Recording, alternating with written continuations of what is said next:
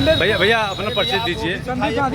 भैया आज आप लोग आए हैं, कलेक्ट्रेट पे आए हैं, क्यों प्रशासन रोक रही है आप लोग? छात्रों के हित के लिए प्रदर्शन था।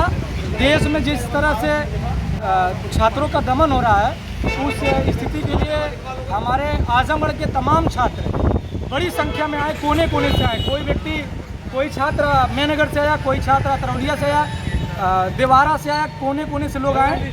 और बस यही झंडे को लेकर के हम लोगों ने यहाँ पर केवल पीसफुल मूवमेंट के लिए हम लोग एकत्रित हुए। तो प्रशासन क्यों आप लोग को मारपीट दोहरा रही है? प्रशासन का कहना है कि इकट्ठा नहीं रही है, तो हम लोग इकट्ठा भी नहीं है, संख्या में 3 ही है। अच्छा। और सारे लोग चले गए, प्रशासन पीछे हमारे है।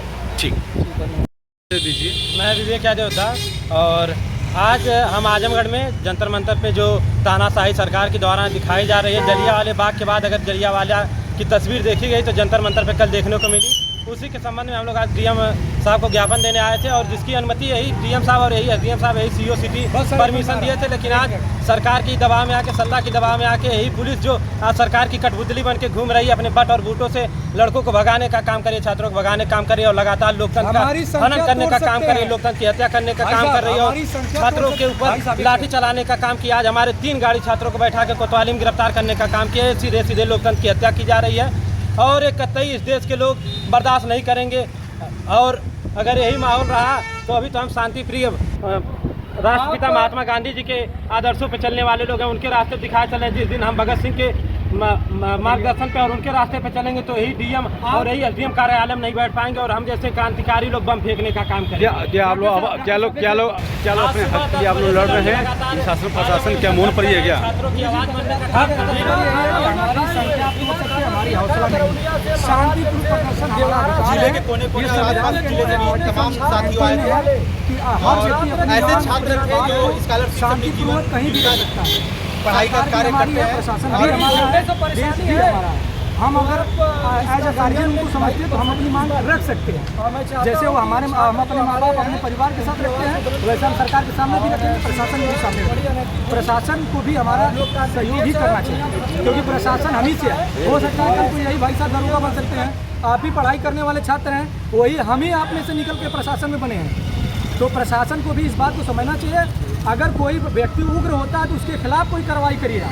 यदि कोई अगर ये तिरंगा ये अम्बेडकर का झंडा लेकर के चलना, तिरंगा लेकर के चलना दंगा है, तो मैं अपने घर में भी तस्वीरें रखा हूँ, गांधी जी की रखा हूँ, भगत सिंह का रखा हूँ। तो यानी कि हमारा घर दहशतगर्दों का घर है। आप गांधी जी को नोट से भी निकाल दीजिए।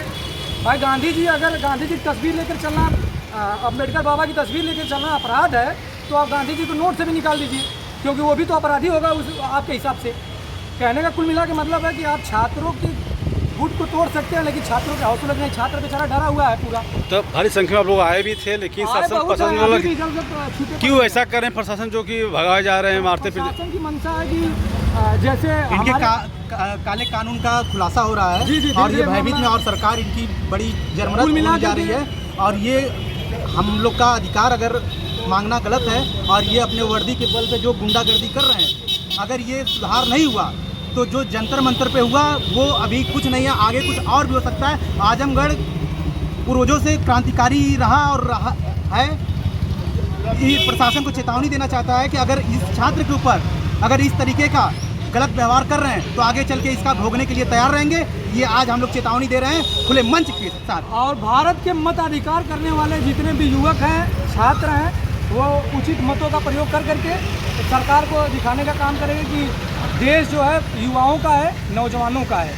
और हम अपने मताधिकार से दिखा देंगे कि हमारे हित में